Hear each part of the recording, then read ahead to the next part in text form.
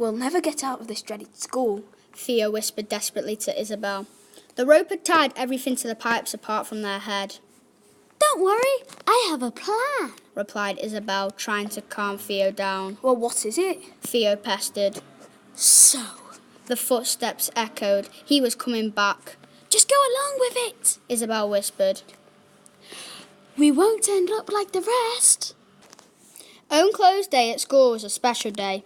Despite doing the same lessons with the same boring teachers, something always felt different when you were in your own clothes. Maybe it was the fact that you weren't dressed in the sickly green uniform, or maybe it was the freedom of wearing your favourite outfit. Either way, it was a day that few children missed.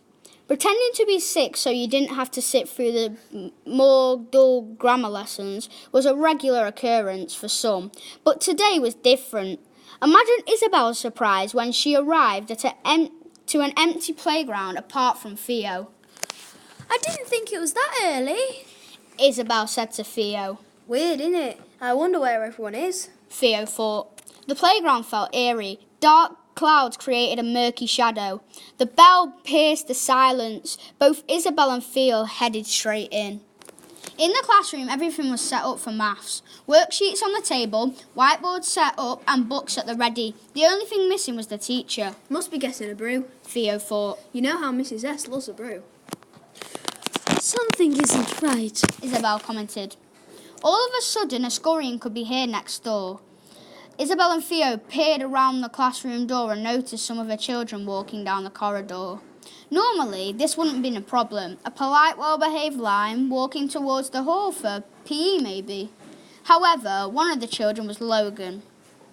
Logan was known throughout the school as a joker. It wasn't that he was practically naughty. He just couldn't help acting a fool to make people laugh. Isabel and Theo would always chuckle at his antics. It was only the teachers who didn't. There was no way he would normally walk in such an orderly fashion. Isabel caught a glance of his face. His eyes were in some sort of trance, his face frozen like a statue. Do you think the teachers have brainwashed them all? Joked Theo. I would agree. Only teachers look exactly the same, Isabel replied. We need to get out of here. Theo and Isabel headed for the exit. They stayed as quiet as they could. They were near the exit and out of nowhere, Mr. Scholes, the school caretaker, appeared. Something weird is happening. Everyone seems to be under a weird trance, Theo said. You've seen it too? Mr. Scholes replied. I don't see flash down in the boiler room. Follow me. Theo and Isabel followed. They had no reason not to.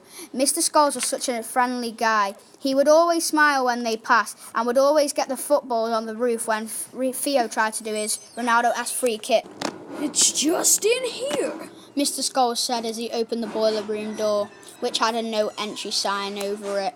Theo and Isabel peered in the impenetrable room. They looked at each other and then stepped in. That was the last thing they remember. Isabel was woken to the scurrying of Mr. Scholes. His angry red face cursed as he searched his cupboards for something. They think they can get me to do jobs like wiping toilet seats. Isabel tried to move, but noticed her hand and feet tied to a pipe. She turned her head towards Theo, who was still out in the cold. Well, if that's what they think I'm about, I'll show them. Mr. Scholes muttered. I've left the damn thing in my office. With that, Mr. Scholes disappeared. Mr. Scholes started whistling.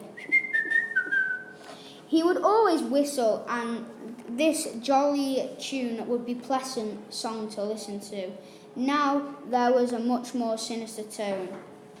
Take care of these last two, and I'll run the school forever, he said.